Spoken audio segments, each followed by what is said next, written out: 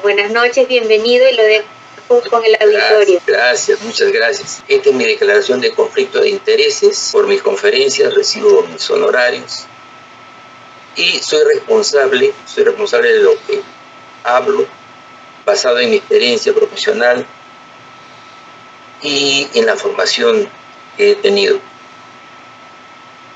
Vamos a desarrollar esta agenda y quería hablar algo que nosotros estamos viendo, de que en el síndrome del ovario poliquístico hay factores importantes, uno que es la insulina, el otro que es los andrógenos. Y los andrógenos están formados por dos órganos fundamentales, uno el ovario y el otro es la suprarrenal. Y estos andrógenos, de acuerdo en el momento en que están siendo formados, debemos de ir pensando que a la quinta semana ya hay actividad cerebral en el nuevo ser. Entonces hemos visto nosotros cómo los genes pueden participar y hacer que nuestras formas de ser, nuestros fenotipos, incluso en el mismo sexo, sean diferentes. De tal manera que esos fenotipos van a depender de 11 genes ya conocidos y 3 genes conocidos últimamente. Hasta allí hemos visto la semana pasada. Ahora lo que vamos a ver qué es lo que pasa con la parte metabólica. Y hay una pregunta muy importante. ¿Hay evidencia que la etnia y las variaciones geográficas hay una gran participación en la prevalencia y en la presentación del síndrome de ovario poliquístico? ¿Cuáles serían las herramientas o métodos más eficaces para evaluar el riesgo de enfermedad cardiovascular? Yo les pregunto, yo les quiero hacer un comentario. Nosotros, como peruanos, tenemos muchas sangres. No hay una raza pura. Nosotros tenemos de cholos, casi todos somos cholos. Todo el mundo tiene sus familiares de provincia y todo, blancos excepcionales. Tenemos combinación con negro, tenemos combinación con chino, tenemos combinación con japoneses. Es decir, la etnia en nosotros es muy difícil. Entonces, esa pregunta la voy a desarrollar a la hora que avancemos. No nos olvidemos que el síndrome de ovario poliquístico lo tenemos desde la mujer que está aquí gestando. Acuérdense que a la quinta semana ya tenemos cerebro y ya tenemos respuesta.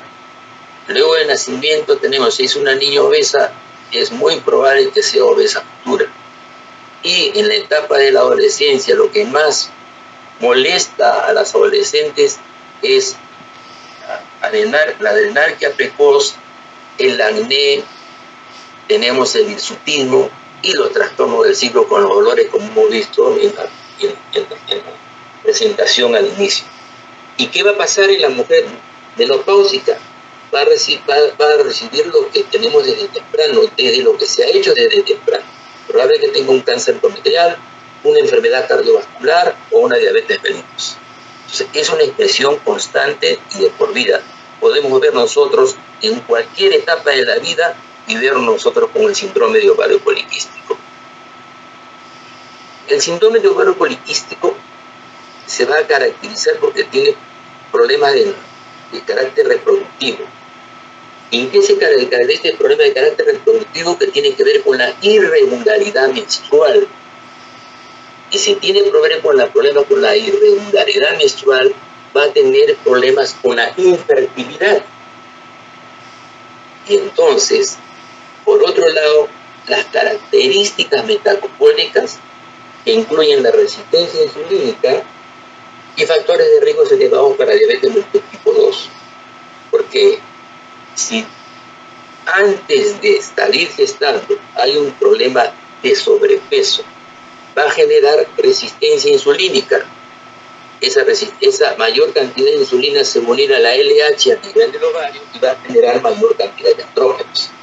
Ahí tenemos el problema metabólico.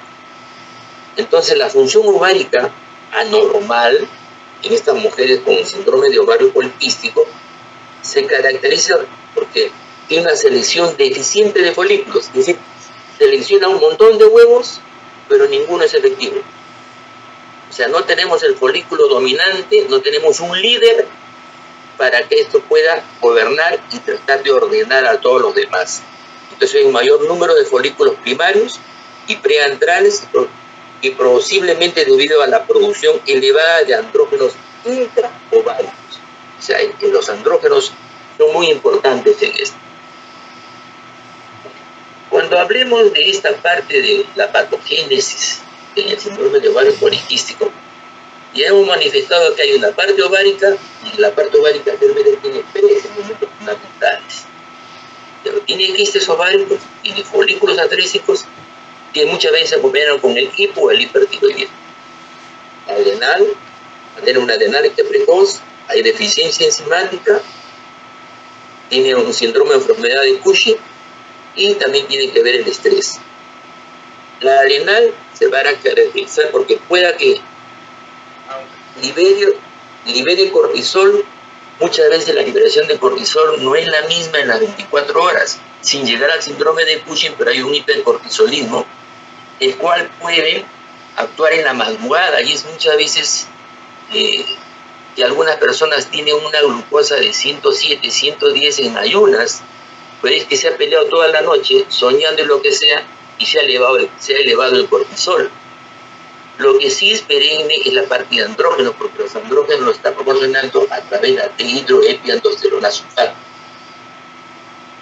El ovario solamente genera andrógenos, no me genera cortisol, el cortisol acaba hasta abajo, pero el ovario está generando andrógenos. Y entonces, ¿cómo explicamos la parte metabólica? La parte metabólica está dado en que tengamos a la mujer que tiene problemas de síndrome de ovario poliquístico, pero puede ser diabética, o puede tener mayor cantidad de insulina, y la obesidad.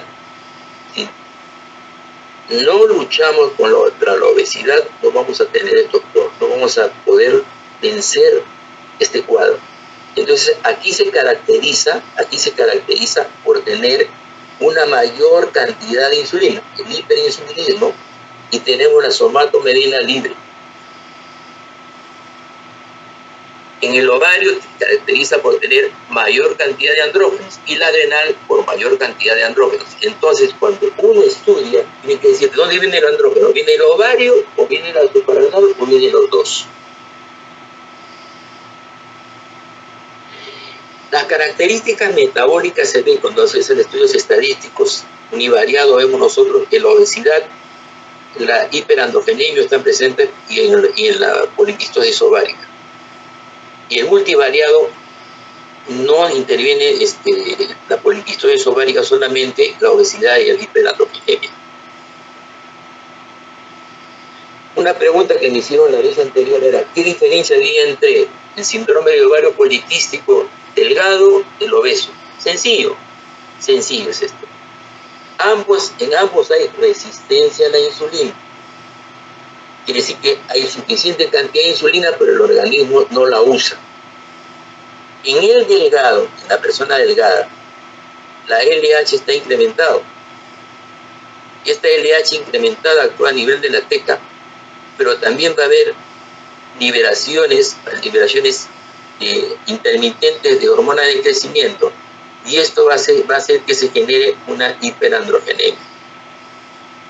Lo que es mayor es en la chica que tiene obesidad. Aquí tengo la LH incrementada igual que esto, pero aquí tengo la insulina incrementada. Con esta insulina que está incrementada, lo que va a hacer es que a nivel del hígado se genere que hay una menor síntesis de SHBG.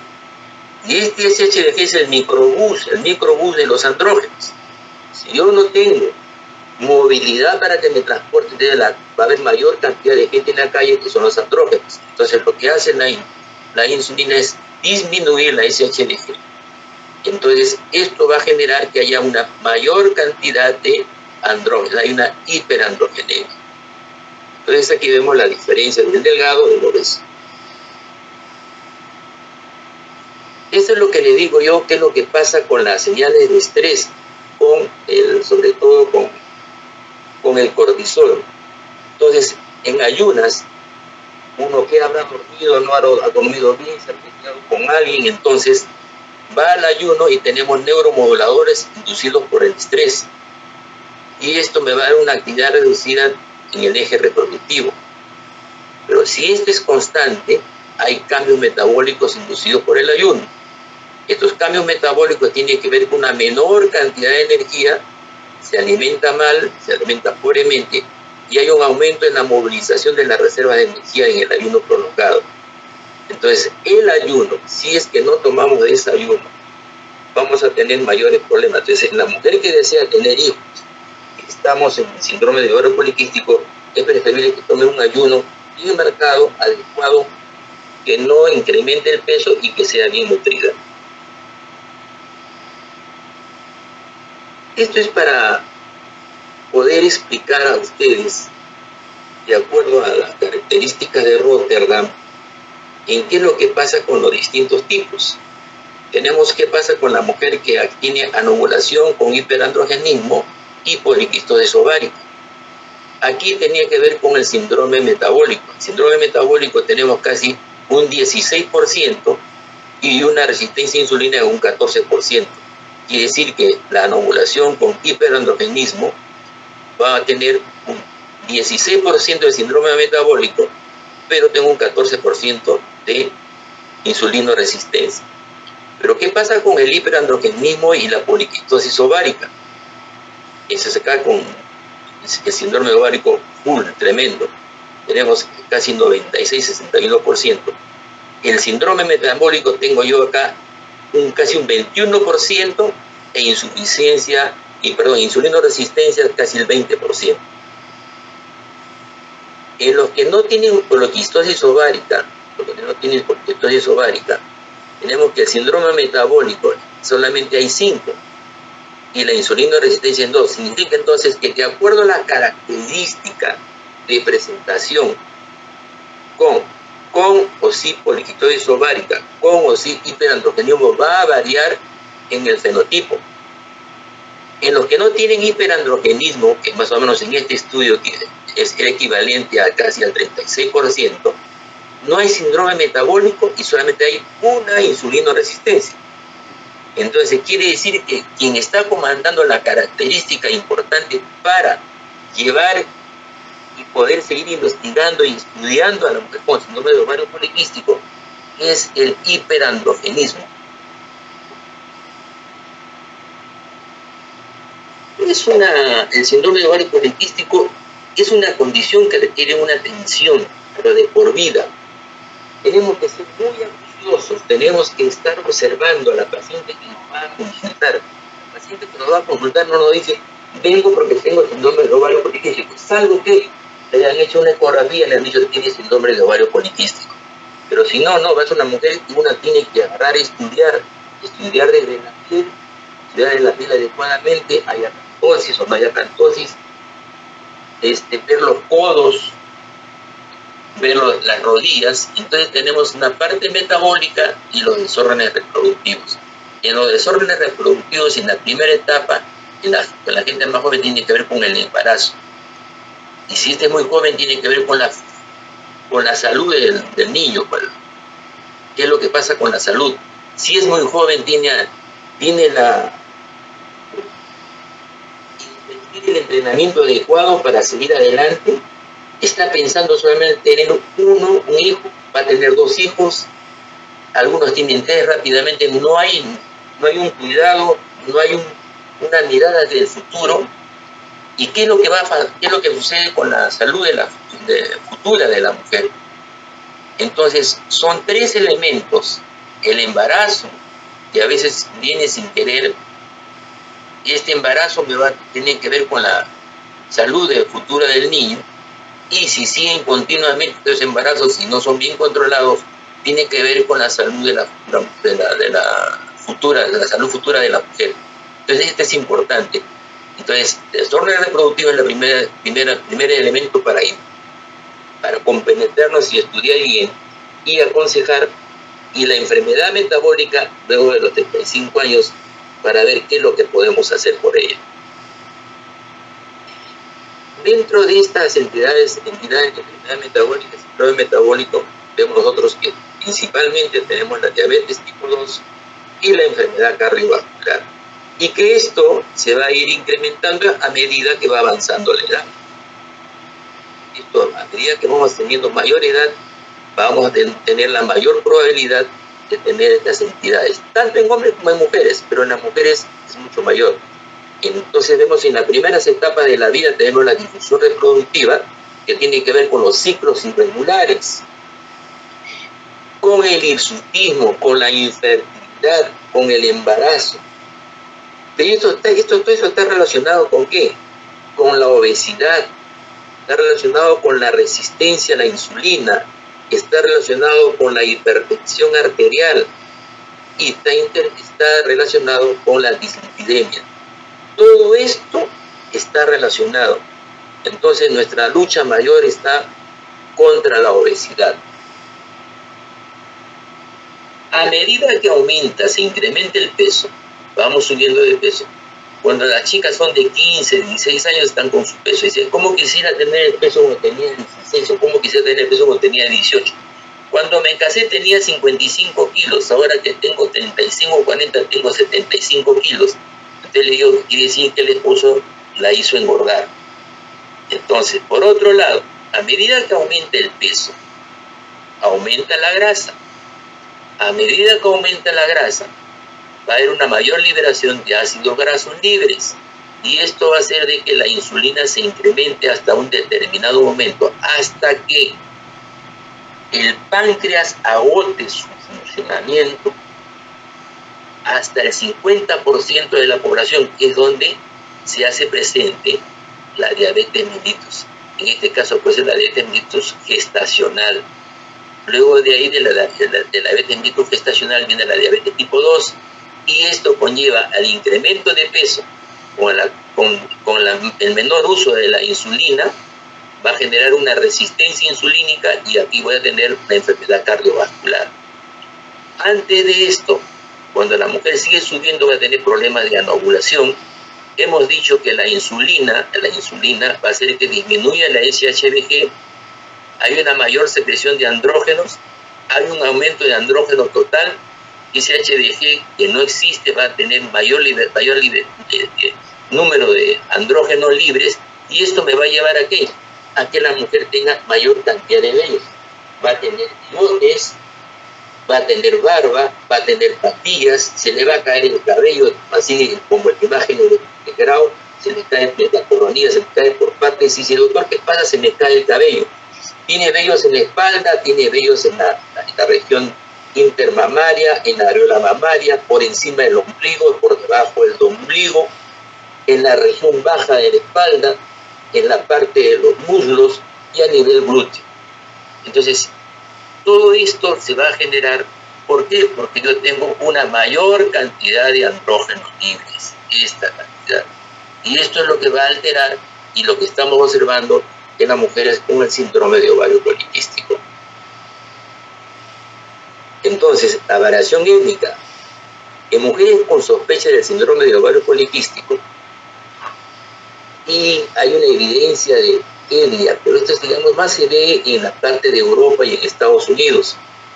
Entonces, al inicio, cuando se describe por primera vez el síndrome de ovario poliquístico, fue en una mujer caucásica. Y posteriormente se ha demostrado que es frecuente en todo el mundo, Es caucásica, es negra, es chinas, es japonesas, en todas las razas, todas las etnias hay síndrome de ovario poliquístico. Entonces, si bien muchos estudios exploran esta área de etnia, se tienen que preocupar qué es lo que come cada una de estas regiones. Si aquí nomás en nuestro Perú comemos distinto en la costa como en Lima comemos distinto de Ica, porque una sopa seca es más rica en la parte de Ica, de Chincha, en Lima no se come tanto eso. Si uno quiere su camarón, su rico camarón lo tiene usted en Arequipa, va al norte, tiene sus ricos pescados, es variable. Vamos a la parte de sierra, la parte central de Huancayo, puede comer su caldo de cabeza, su pata, su mote, es diferente. Entonces, ¿qué es lo que comemos y qué es lo que hacemos? Va a variar. No es tanto la etnia, sino qué es lo que comemos, porque eso tiene que ver con la masa grasa, y esa masa grasa es la que va a intervenir con la liberación del ácido graso libre y con la resistencia a la insulina. Entonces tenemos que ver el estilo de vida y la ocupación. Los profesionales nosotros en la salud tenemos que considerar la variación étnica en la presentación y manifestación del síndrome de ovario poliquístico, porque un fenotipo relativamente leve en los caucásicos. Hay mayor índice de masa corporal en las mujeres caucásicas, especialmente en América del Norte. Ustedes ven las fotos en la televisión, ves los gordos en Estados Unidos son enormes, son gordazos, son enormes. Y entonces también vemos nosotros que el hirsutismo es más severo en mujeres del Medio Oriente, porque tiene su patilla larga tiene mayor vello en los antebrazos, en la región anterior del abdomen supra y intraumbilical y en la espalda, y hay un aumento de adiposidad central, resistencia a la insulina, diabetes, metabólicas, acantosis níricas, sobre todo en el sudeste asiático y los indígenas australianos. El índice de masa corporal más bajo de hirsutismo más leve lo vemos en los asiáticos orientales, y un mayor índice de masa corporal y características metabólicas en los africanos. Vean ustedes esa parte que, como de la parte posterior, y lo vemos aquí también en nuestros negritos, que hay mayor glúteos que en lo que no lo son. Las diferencias étnicas parecen relacionarse principalmente con las manifestaciones cutáneas y las características del sol. Estas características cutáneas se tienen que ver con la acantosis y eso que son como lunares. Y entonces esto puede llegar a afectar la interpretación y la aplicación de las recomendaciones de guías relevantes deban ser considerados por los profesionales de salud al evaluar a la mujer, pero de manera individual. En respuesta a los comentarios de la región de París que se han observado en diferencias étnicas específicas en la guía para informar la práctica. Quiere decir que esto puede confundir. O sea, de acuerdo a la etnia puede confundir.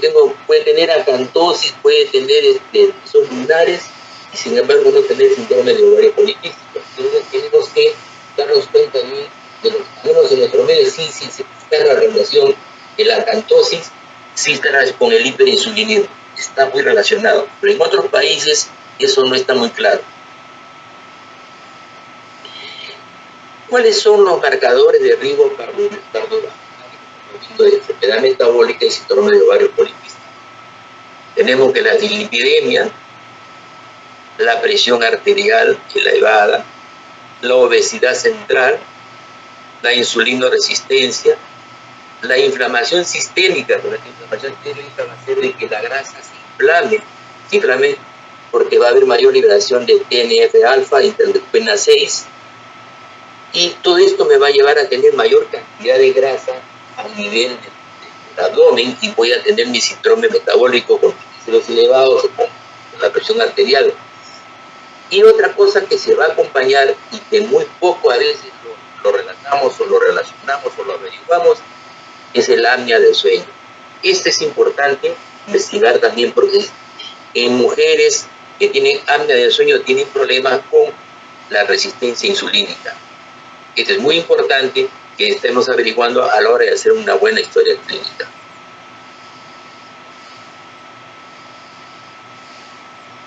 La pregunta dice, ¿las mujeres con síndrome de ovario poliquístico tienen un mayor riesgo de enfermedad cardiovascular? Es decir, solo ovario poliquístico hay mayor riesgo para enfermedad cardiovascular. Vamos a ver esto. Si hablamos de enfermedad cardiovascular en general, es una de las principales causas de muerte en mujeres. una principal muerte de mujeres. Y eso es una condición que aumenta aún más el riesgo de enfermedad cardiovascular, tendrá un impacto significativo en la salud pública. Si la gordita tiene problemas de lípidos elevados, sin tener síndrome de ovario poliquístico, va a tener enfermedad cardiovascular y es un problema.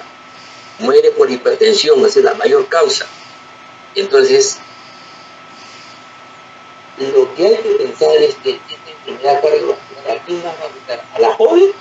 No, va a afectar a las mujeres posmenopáusicas. Entonces, en las últimas décadas del año pasado, los 50 años, pasado los 52 años, vamos a encontrar que su periodo de peso, ¿sí? Pero se incrementó, se dejó, ya no hizo ejercicios y desarrolla la enfermedad cardiovascular.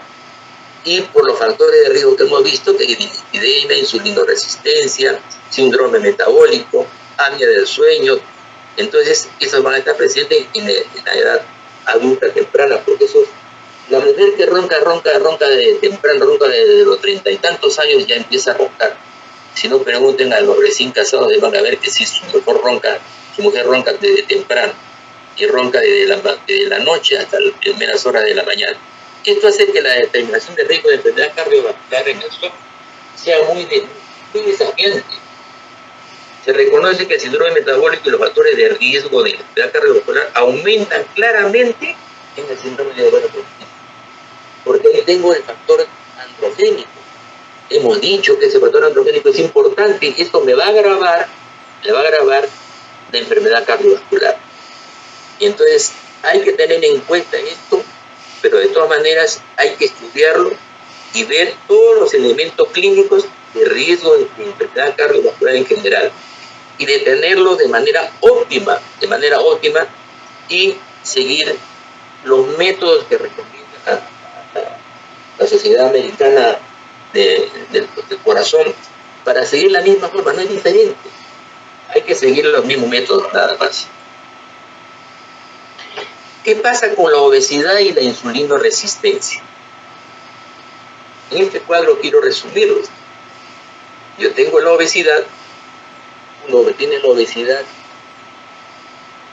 y la obesidad se dirige a personas, generalmente se va a la parte del abdomen, sea hombre o sea mujer, y no es barriga chelera, sino es la grasa que sale. Entonces tenemos nosotros esta obesidad que va a generar una hipertrofia del adipocito. Esta hipertrofia del adipocito va a hacer que haya una disminución de adiponectina, que va a haber un incremento de la resistina, va a haber un incremento del TNF-alfa, la interleuquina 6, interleuquina 1 beta, y va a haber un incremento del PAI-1, del RBP4 y la interleuquina 1 beta, igual que esta que está acá. Pero por otro lado, hay una activación de la respuesta inmune. Los macrófagos comienzan a volverse espumosos y a fagocitar todo lo que encuentran, y esto me va a ayudar al incremento de la liberación de la resistina y el MCP1 y la liberación del ácido graso libre. Esto va a ayudar a través de los macrófagos. El macrófago también va a actuar con la esteatosis hepática, porque va a actuar inflamando, porque va a llevar elementos como el ácido graso libre. Por otro lado, también el macrófago incrementa el TNF-alfa y la interleuquina 6. Y la esteatosis hepática tiene que ver con los grados de inflamación. Cuando nosotros pensamos en inflamación, ustedes acuérdense así, inflamación es igual a TNF-alfa elevado y interleuquina 6. Son dos cosas que no se pueden olvidar. Incremento del PAI-1. PAI-1 está incrementado. Eso se ve en la esteatosis hepática. Entonces, eso se activa de manera general. Es como quien siembra patas. Para sembrar papa lleva una pepita chiquita y así se comienza a sembrar en todo el cuerpo. Hay la presencia de grasa ectópica. Y esto me genera aterosclerosis y la insulinoresistencia, tanto a nivel muscular como a nivel hepático.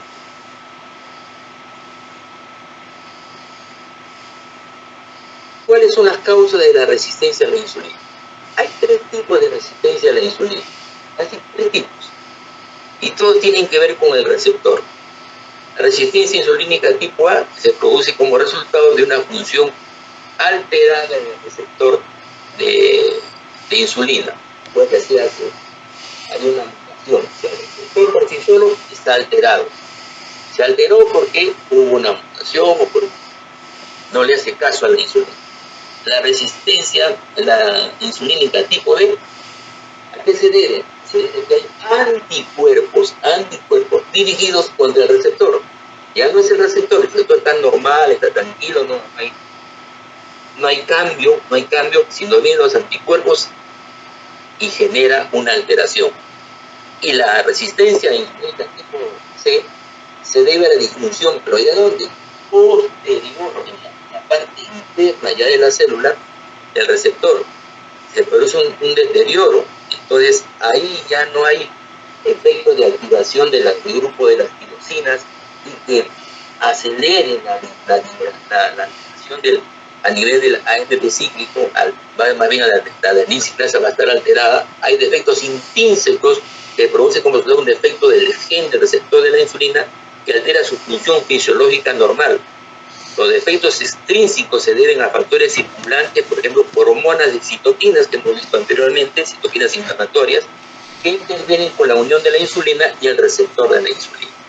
Entonces, hay insulina, pero al unirse con el receptor no se usa la insulina, tenemos un hiperinsulinismo.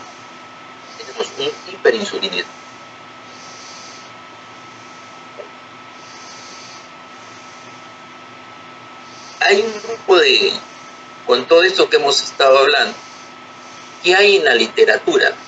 ¿Qué nos dice la literatura con respecto a la revisión sistemática de la insulinoresistencia? Entonces, para abordar el riesgo cardiovascular en las mujeres con síndrome de ovario poliquístico, ellos refieren de que no hay diferencias entre mujeres con y sin ovario poliquístico. Yo me refería así, con y sin ovario poliquístico, basta que sea gorda, no hay ninguna diferencia. Ya sea de infarto de miocardio o angina, independiente de donde se obtuvo la población de control. No hay. En las herramientas o métodos de detección de la enfermedad cardiovascular no se identificó ninguna evidencia de mujer con síndrome de ovario poliquístico para responder estas preguntas. O sea, no hay un método que separe para la mujer con síndrome de ovario poliquístico cómo puede detectar a esta mujer con ovario poliquístico.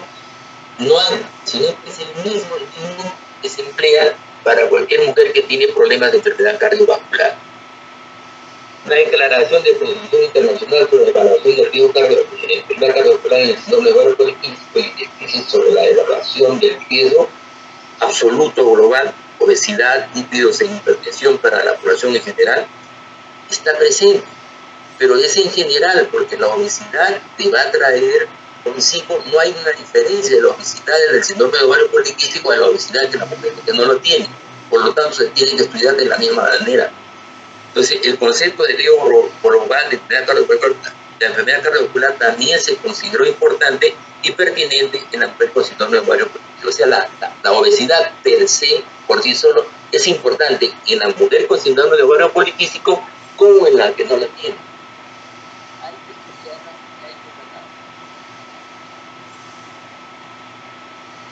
A todas las mujeres con síndrome de ovario poliquístico se les debe ofrecer un control regular de los cambios de peso y exceso de peso. A veces, por nuestras múltiples preocupaciones o porque nos ponen un tiempo 5, 10 minutos, 15 minutos, vemos a la gordita y no podemos hacer mayor cosa. Tenemos que hacer algo o derivarlo. Entonces, y esto es siempre y cuando sea aceptado, porque a lo mejor no quiere, no, yo quiero ser gorda, me gusta ser gorda y no quiere bajar de peso. El monitoreo podría ser cada visita o como mínimo cada 6 o 12 veces al año, con frecuencia planificada y acordada entre el profesional de salud y el individuo. Es una forma que podríamos a nosotros ayudar, sobre todo a este grupo de mujeres que tienen problemas de sobrepeso o obesidad. Y si esta quiere tener hijos, lo primero que tiene que hacer es bajar de peso, porque si no baja de peso es mucho más difícil que lo tenga. Los controles. todas las mujeres con síndrome de ovario poliquístico deben evaluarse cuántos factores de riesgo cardiovascular y riesgo global de enfermedad cardiovascular tienen que ser estudiadas sí o sí. Se debe medir el peso, la talla y la circunferencia de cintura. Entonces ya tenemos un IMC con la talla y el peso y cuánto de cintura tienes. La cintura me está dando la grasa visceral. Y entonces esto me va a ayudar para lo que yo quiero hacer a la mujer con síndrome de ovario poliquístico. La quiero tratar, quiero que ovule simplemente, o vamos a seguir el siguiente peso que si quiere tener hijos o no. De todas maneras tiene que obligarse a que baje el peso. Las categorías del índice de masa corporal y la circunferencia de cintura deben seguir las pautas de la Organización Mundial de la Salud, teniendo también en cuenta que los rangos étnicos y adolescentes, nosotros en la etnia no interesa solamente qué localidad eres, qué es lo que comes, qué es y qué es lo que haces. Así estemos nosotros, por ejemplo, arriba en Amazonas, en San Martín, qué es lo que comes y qué es lo que haces. Medimos cintura y vemos cómo está. En cualquier parte del nudo, porque tenemos que hacer eso. Pues queremos saber cuánto de grasa tienes. Se debe tener en cuenta los grupos estos. En el mundo sí que se te ocurre, es premiado para viajar, para llegar a los grupos étnicos, a los asiáticos de alto riesgo. Incluir a la supervisión se recomienda la de circunferencia de cintura. La circunferencia de cintura es muy importante. Si la obesidad tiene la mujer es mayor, o sea, viene con una obesidad que tiene como una caída, o si tuviese dos barrigas en el abdomen, ustedes no pueden hacer la medida parada. Es un error garrafal. Ustedes cuando vean que es muy gordita, ponen la cinta métrica por echada, tienen que echarse cinta métrica abajo y ahí recién medir, porque ustedes recién ahí van a ver la cantidad de grasa. Ahí miden y ahí tienen la verdadera medida. Si ustedes hacen parada, las mediciones son totalmente diferentes. Está dándole mucha ventaja. Tiene que ser echada y miden la cintura. Y esto sí quiero que lo tomen muy en cuenta porque nadie toma en cuenta la medición echada.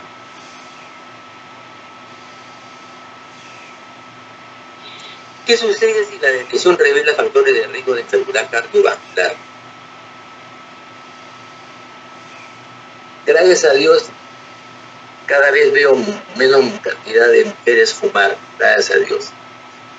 Ese tabaquismo es muy importante, la dislipidemia, la hipertensión, la intolerancia a la glucosa, la falta de actividad física. Se debe considerar que las mujeres con síndrome de ovario poliquístico tienen un mayor riesgo de enfermedad cardiovascular. Las mujeres con sobrepeso y obesas son, independientemente de la edad, deben tener un perfil lipídico en ayunas. Miren ustedes colesterol, miren ustedes HDL, LDL, triglicéridos y esto le va a dar a ustedes un diagnóstico, porque hay mujeres que tienen el colesterol normal, pero tienen los triglicéridos altos. Y los triglicéridos altos estamos viendo nosotros en el laboratorio y dice menor de 160. Si tiene 240, no se preocupe, le haga su dieta y va a venir. Cuando los triglicéridos están generando resistencia a la insulina. Si es que queremos hacer algo para la inmunidad, tenemos que controlar también los triglicéridos. Eso es muy importante. Por eso tenemos que solicitar los lípidos, un perfil de lípidos completos.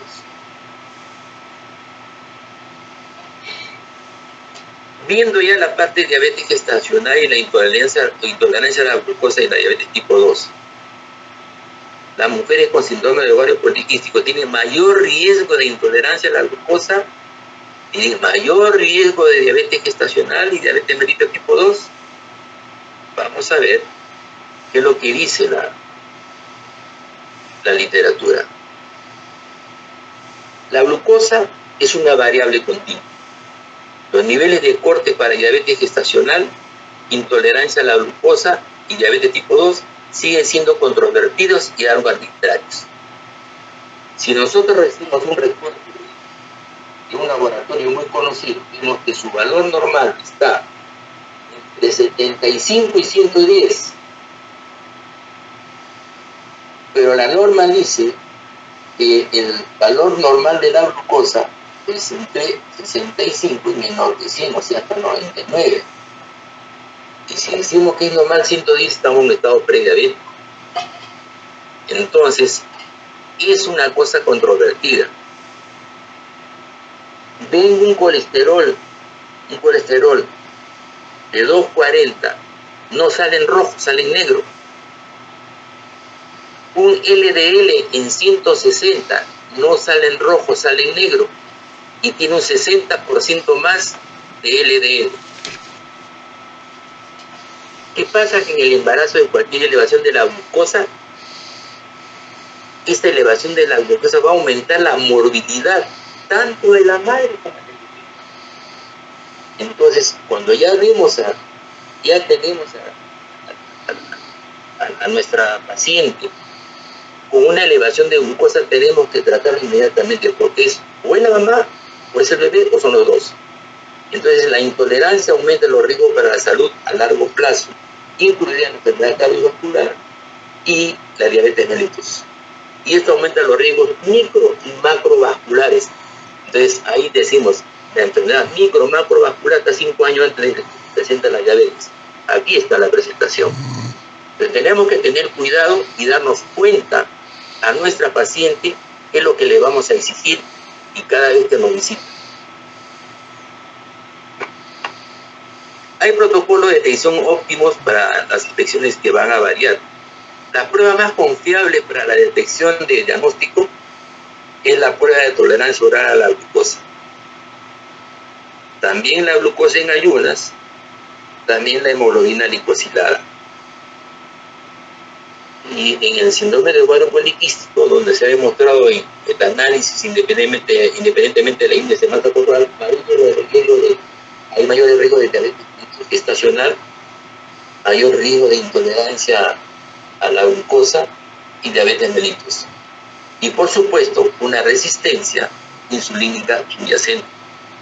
Entonces tenemos que, ¿qué es lo que vamos a pedir? Entonces a nuestra candidata, a lo que estamos observando por el síndrome de ovario poliquístico. La mayoría de que veo en los estudios piden solamente glucosa, le piden hemoglobina glicosilada, algunos piden glucosa a la hora y a las 2 horas. Y a las 2 horas le dicen en el laboratorio, vaya usted, tome su desayuno, cómase una torta, échenle un poco de dulce, tómese una Coca-Cola. Y entonces yo pregunto, ¿cuánto de glucosa está tomando para poder cuantificar y ver los resultados? Sí, cuando uno hace una tolerancia oral a la glucosa es con 75 gramos de glucosa. Si uno envía a la paciente que se tome un desayuno de esos completos y la editorial le dice que coma bastante dulce, no estamos haciendo nada malo. Estamos empeorando la cosa, vamos a matar a esa pobre mujer. Es con 75 gramos de glucosa y a las 2 horas se vuelve a tomar. No es un desayuno más, es 75 gramos de glucosa. Entonces, hay varios metaanálisis independientes del IMC que tienen que ver con estas intolerancias.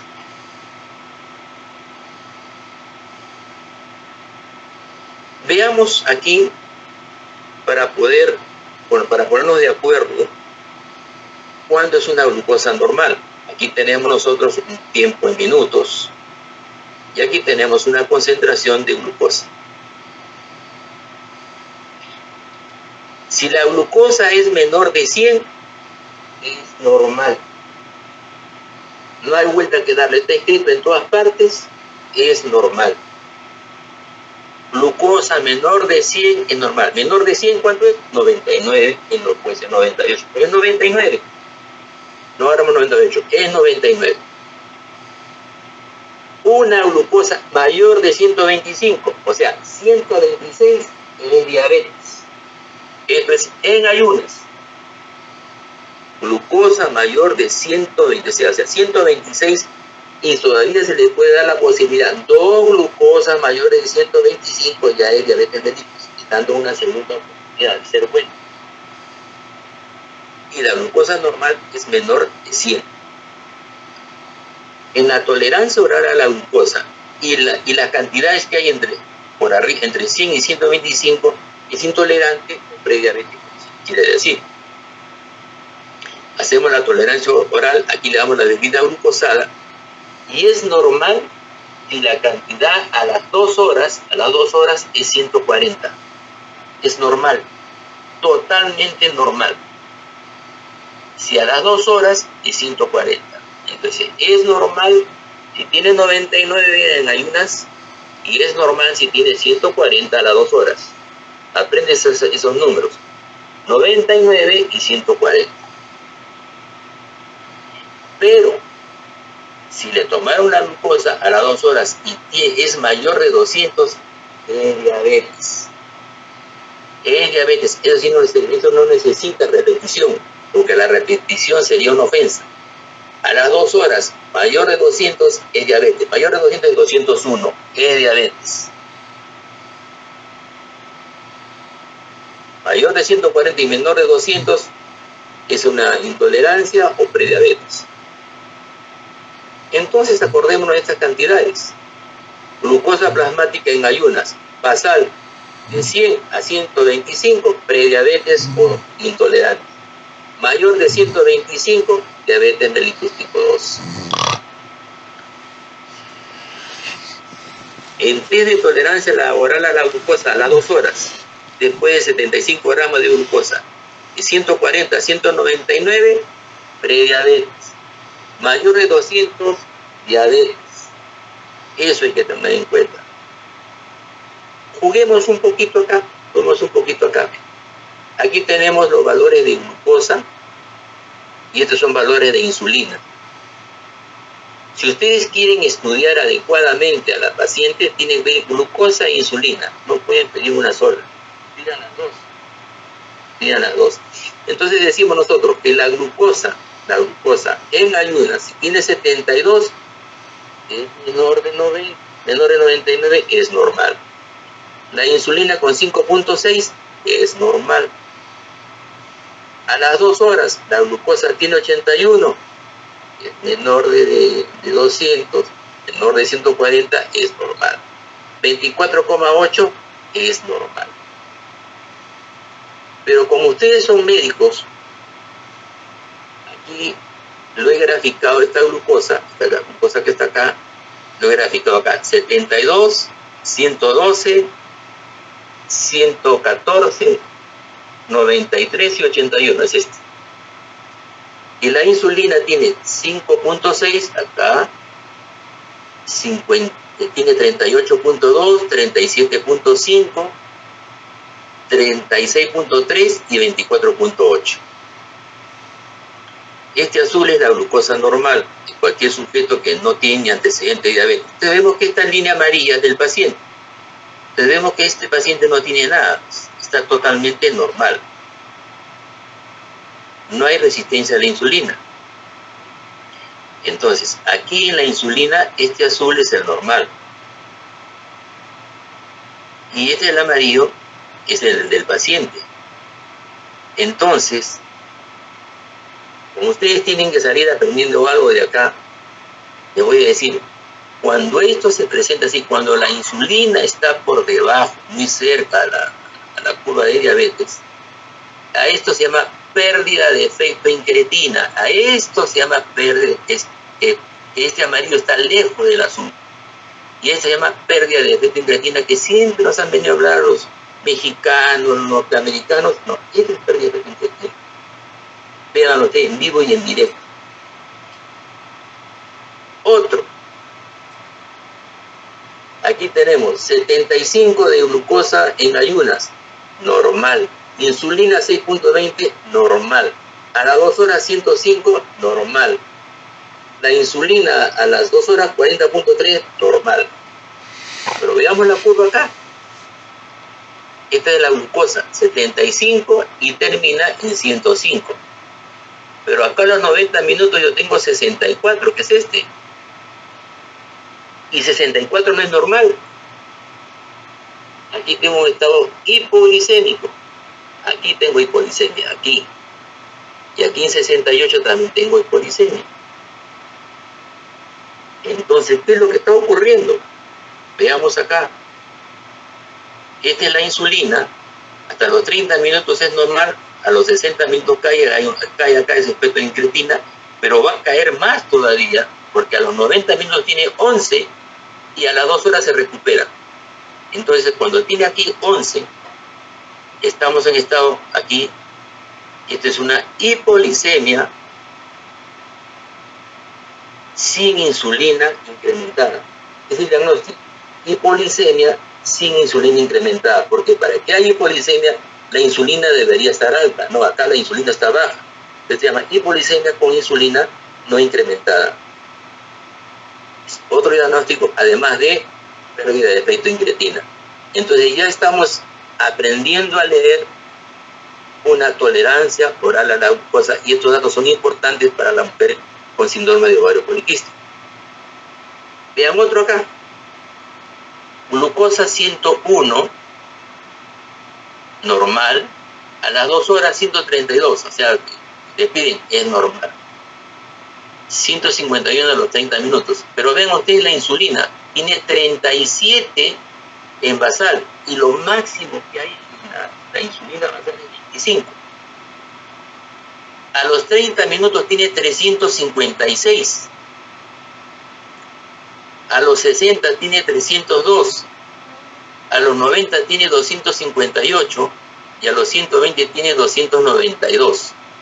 Entonces tenemos acá una tolerancia oral a la glucosa normal, pero tenemos un estado hiperinsulinémico, vean ustedes, este es el estado hiperinsulinémico. Si no hiciéramos la insulina, se nos escapara, esta persona sería normal para cualquiera, es normal. Si no tiene usted nada, señora, pero tiene el hiperinsulinismo. Y el hiperinsulinismo es la madre de todo lo que pasa.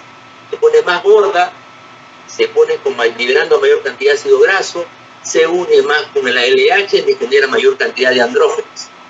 Tiene resistencia insulínica de principio a fin, y entonces este es el cuadro que muchas veces se nos escapa por no estudiar adecuadamente a nuestra mujer con síndrome de ovario poliquístico. Yo particularmente el 100% de mis pacientes les hago tolerancia oral a la glucosa con insulina y tengo menos fallas. Las condiciones hiperglucémicas son muy importantes. Vean ustedes, las mujeres intolerantes que están tolerantes, vemos nosotros de que tenemos un 2.48 para el 95% de la población. Las mujeres con diabetes mellitus tienen 4.43. Significa entonces que la mujer diabética tiene 4 veces más el estudio para el síndrome de ovario poliquístico. La hemoglobina glicosilada en ayunas a las 2 horas, medidas en la frecuencia de insulina, los triglicéridos, la globulina, el cifrador de hormonas, eso podemos pedir. Ustedes pueden pedir la hemoglobina glicosilada para ver cómo está en los últimos 3 meses. Pero usted pide la tolerancia oral a la glucosa, le va a dar mayores datos para ver si tiene resistencia a la insulina o no. Los triglicéridos para ver cómo está, y pedimos SHLG para ver cuánto transporte tenemos. Si tenemos SHLG bajo, 38 por ahí, es muy grave, porque vamos a tener mayor cantidad de andrógenos. Sabemos que esta carga es elevadísima, la carga mundial de diabetes va en aumento. Para el 2025 hay más de 380 millones, y se puede identificar en esta mujer con síndrome de ovario poliquístico hasta que tenga periodo de oligomenorrea con hiperandrogenismo clínico bioquímico y la obesidad. Esto me puede llevar a tener un mayor riesgo de tener diabetes mellitus tipo 2. Es más fácil controlar la hemoglobina glicosilada, es más difícil, que controlar la presión arterial o los lípidos. Yo creo que lo más importante es cuando estudiemos al síndrome de ovario poliquístico, diagnóstico, veamos la obesidad, veamos el perímetro de cintura, estudiemos adecuadamente la tolerancia oral a la glucosa con insulina, y esto me va a dar una detección precoz. Esta detección precoz es un proceso que comprende no solo la realización de una prueba para el diagnóstico, que estoy enfatizando, sino de hacer la tolerancia oral a la glucosa con insulina 2 horas y podemos estudiarlo mejor. Y esto me va a dar como una prueba para un diagnóstico de una enfermedad hasta el momento inaparente, sino también voy a tener que buscar una elección o una estrategia terapéutica que la mejore, porque para eso estoy haciendo la detección precoz, y yo tengo que hacer que la calidad y la cantidad de vida sea la adecuada. Ese es el ideal de hacer la detección precoz, si no, no lo haríamos. Pero esto es una compleja situación, ya que requiere que el médico actual no solo deba conocer las nuevas herramientas, sino también las implicancias posteriores a los diagnósticos que realiza. Porque si nosotros nos metemos a buscar, esta paciente tiene tolerancia oral, pero tiene un defecto en creatina, eso me va a decir qué medicina voy a usar. Eso me va a decir, voy a coger metformina o voy a coger un inhibidor de PT4. Para eso nos va a llevar a la detección, para eso me sirven estas curvas. Pruebas de detección últimas sin estar clara en la población en general. La tolerancia oral a la glucosa tiene un costo muy alto, por eso es que no se hacen en la mayoría de los países, que hacerle las cinco pruebas es costoso para el paciente y como para la persona que lo quiere hacer gratuitamente. Entonces genera inconvenientes. Pero podemos definir la intolerancia a la glucosa, que es la prediabetes, e influir en la práctica en torno a una intervención que en el estilo de vida y el uso de metformina, por ejemplo, a estas mujeres intolerantes. Y esta es una evidencia clara de una prevención de diabetes mellitus 2 en la población en general. O sea, podemos entrar e influir antes de que llegue la diabetes. En esas mujeres intolerantes le damos un tratamiento con metformina, vamos a hacer que baje de peso, se le pone su insulina y vamos a evitar que llegue la diabetes mellitus. La hemoglobina glicosilada también trae costos.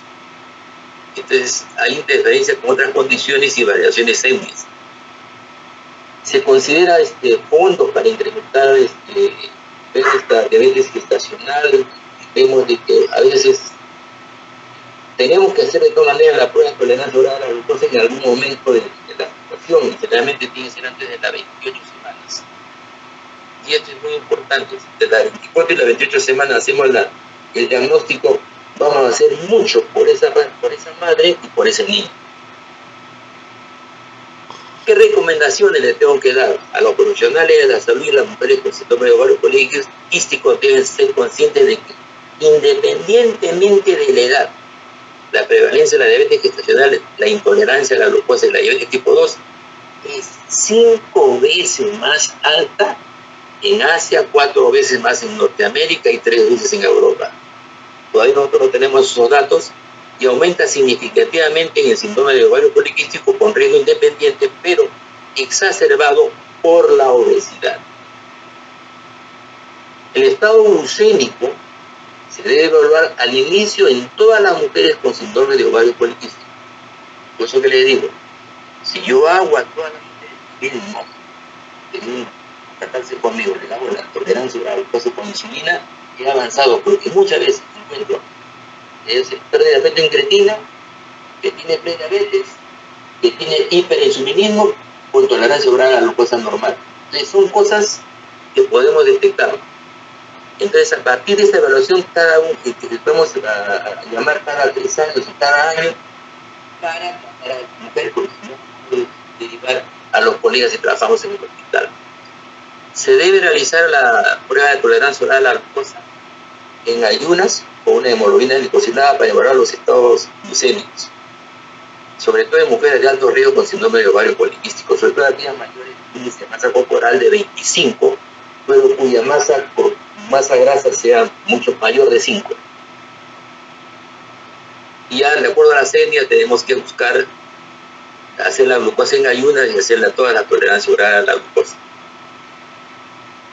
Se debe ofrecer una tolerancia oral a glucosa con 75 gramos de glucosa a todas las mujeres con SOP antes de la concepción, cuando planifiquen un embarazo y busquen un tratamiento de fertilidad. Eso es obligatorio, porque esa prueba no lo podemos realizar, porque una vez que sale testando, tenemos que tener de la 22 de la 28. Ahora hagámoslo al inicio y nos va a ayudar mejor para ver si tiene un hiperinsulinismo, lo podemos ayudar y vamos a tener mejores resultados. Entonces, los factores de riesgo, evidentemente, aumenta significativamente el riesgo de población de fondo de la prevalencia de la diabetes mellitus gestacional y la diabetes mellitus tipo 2, que aumenta aún más en el síndrome de ovario poliquístico, independientemente del índice de masa corporal, de la edad, y como yo digo, acá no es de la etnia, sino el lugar donde sea, qué es lo que comes y qué es lo que haces, y representa una carga sanitaria y económica muy importante. El apnea para el sueño es un tema aparte, sí, se presenta bastante, pero yo creo que podemos llegar, y si hay alguna pregunta, muchísimas gracias por su atención.